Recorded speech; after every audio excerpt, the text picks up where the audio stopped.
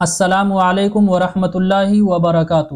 حضور اکرم صلی اللہ علیہ وسلم جب بھی کوئی خوشی میرے آقا کو پہنچتی تھی تو آپ علیہ الصلاۃ والسلام 2 رکعت شکرانے کی پڑھا کرتے تھے، اور اگر نماز پڑھنے کا موقع نہیں ملتا تو آپ علیہ الصلاۃ والسلام شکر کا سجدہ کیا کرتے تھے۔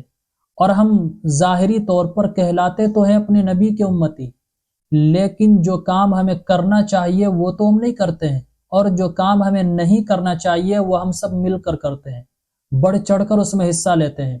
تو آج میں آپ کو یہی بتانے جا رہا ہوں، 2 رکعت شکرانے کی نماز کیسے پڑھی جاتی ہے، کب پڑھی جاتی ہے اور کب نہیں پڑھ سکتے ہیں۔ اسی طرح شکرانے کا سجدہ کب کیا جاتا ہے۔ جب بھی ہمیں کوئی خوشی ملے یا خوشی کی کوئی بات سنائی دے یا ہمارا کوئی کام بن جائے تو ہمیں 2 رکعت نماز شکرانے کی اللہ کے لیے پڑھنا چاہیے، اللہ کا شکریہ ادا کرنے کے لیے پڑھنا چاہیے۔ اسی طرح اگر نماز پڑھنے کا موقع نہ ملے تو شکرانے کا سجدہ ہمیں کم سے کم کر لینا چاہیے۔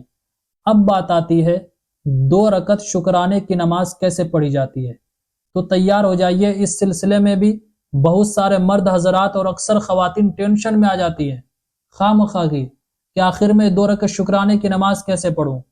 تو دیکھیے، ہمیں کچھ بھی نہیں کرنا ہے، جتنے بھی نوافل نمازیں ہیں سب سیم ہیں، صرف نیت کا فرق ہوتا ہے۔ جس طرح ہم 2 رکعت نفل نماز پڑھتے ہیں، سورہ فاتحہ پڑھتے ہیں، اس کے بعد جو بھی سورت یاد ہو قرآن کریم میں سے وہ سورت ملاتے ہیں، پھر رکوع سجدہ کرنے کے بعد دوسری رکعت میں بھی سورہ فاتحہ اور سورت ملانے کے بعد رکوع سجدہ کرتے ہیں، اور پھر التحیات، درود شریف، دعائے معصورہ، جو بھی دعائیں ہم پڑھتے ہیں اسے پڑھنے کے بعد سلام پھیر دیتے ہیں۔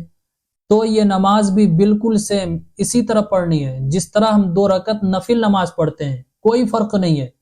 نفل نمازوں میں شکرانے کی نماز میں کوئی فرق نہیں ملے گا آپ کو، ڈیفرنٹ ہے ہی نہیں، صرف نیت کا فرق ہوتا ہے۔ جب آپ شکرانے کی نماز پڑھنے لگیں تو بس آپ دل میں نیت کر لیں کہ میں 2 رکعت شکرانے کی نماز پڑھ رہا ہوں، اور اگر زبان سے نیت کرنا چاہتے ہیں تو یوں کہہ لیں کہ نیت کرتا ہوں میں 2 رکعت نفل شکرانے کی، واسطے اللہ تعالیٰ کے منہ میرا کعبہ شریف کی طرف اللہ اکبر کہتے ہوئے آپ نیت باندھ لیں، اور خواتین ہیں تو یہاں باندھ لیں۔ اور پھر جیسے دوسری نفل نمازیں آپ پڑھتے ہیں بالکل سیم اسی طرح پڑھیں، پھر سلام پھیرنے کے بعد ہاتھ اٹھا کر اللہ تعالیٰ سے دعائیں مانگیں کہ یا اللہ تیرا لاکھ لاکھ احسان و کرم ہے، مجھے بہت خوشی ہو رہی ہے، آپ کا شکریہ ادا کرنے کے لیے میرے پاس کوئی ورڈ نہیں ہے، تیرا جتنا بھی شکریہ ادا کروں کم ہے، تو نے میرا یہ کام بنا دیا، تو نے میرے اوپر سے پریشانی دور کر دی، یا تو نے مجھے خوشی عطا کی ہے، میں آپ کا جتنا بھی شکریہ ادا کروں کم ہے۔ پھر اس کے بعد اور بھی جو دعائیں آپ کو مانگنی ہے، مانگنا چاہتے ہیں مانگیں۔ چلیے، یہ تو شکرانے کی نماز کا طریقہ آپ کو پتہ ہو گیا، باتیں سمجھ میں آئی۔ اب بات آتی ہے شکرانے کا سجدہ کیسے کیا جاتا۔ کیونکہ نبی کریم صلی اللہ علیہ وسلم کو جب کوئی خوشی ملتی اور 2 رکعت نماز کا موقع نہیں ملتا تو شکرانے کا سجدہ کر لیا کرتے تھے۔ صحابہ کرام بھی یہ کیا کرتے تھے، بزرگان دین بھی کیا کرتے تھے۔ اور ابھی کی بات کریں تو آپ نے مسلم کرکٹرز کو اسٹیڈیم میں دیکھا ہوگا، جیسے ہی جیت ملتی ہے چھکا چوکا لگاتے ہیں، اسی جگہ سجدے میں چلے جاتے ہیں۔ تو شکرانے کے سجدے کا طریقہ یہی ہے کہ آپ جہاں ہیں وہیں سجدے میں چلے جائیں، نہ ہی وضو کی ضرورت ہے نہ ہی قبلہ رخ ہونے کی ضرورت ہے۔ نماز کے اندر سجدہ کے ہونے کے لیے قبلہ رخ کا ہونا ضروری ہے اور وضو کا ہونا ضروری ہے، اور نماز کے اندر آپ نہیں ہیں، ویسے ہی سجدہ کرنا چاہتے ہیں تو آپ کے لیے وضو کا کرنا اور قبلہ رخ کا ہونا یہ ضروری نہیں ہے۔ تو اگر ٹائم نہ ملے تو بس شکرانے کا سجدہ کر لیں۔ آپ صلی اللہ علیہ وسلم کو اگر موقع نہیں ملتا تو شکرانے کا سجدہ کر لیا کرتے تھے۔ تو یہ بھی میرے نبی کی سنت ہے، کبھی کبھی اس پر بھی عمل کر لیں۔ تو یہ 2 باتیں کمپلیٹ ہو گئی۔ اب لاسٹ والی بات ہے کہ شکرانے کی نماز کب پڑھ سکتے ہیں کب نہیں۔ تو اچھی طرح سمجھ لیں، شکرانے کی نماز اس وقت پڑھ سکتے ہیں جس وقت نفل نماز پڑھ سکتے ہیں، اور شکرانے کی نماز اس ٹائم نہیں پڑھ سکتے ہیں جس ٹائم نفل نماز نہیں پڑھ سکتے ہیں۔ تو اب یہ سمجھ لیں نفل نماز کب نہیں پڑھ سکتے ہیں۔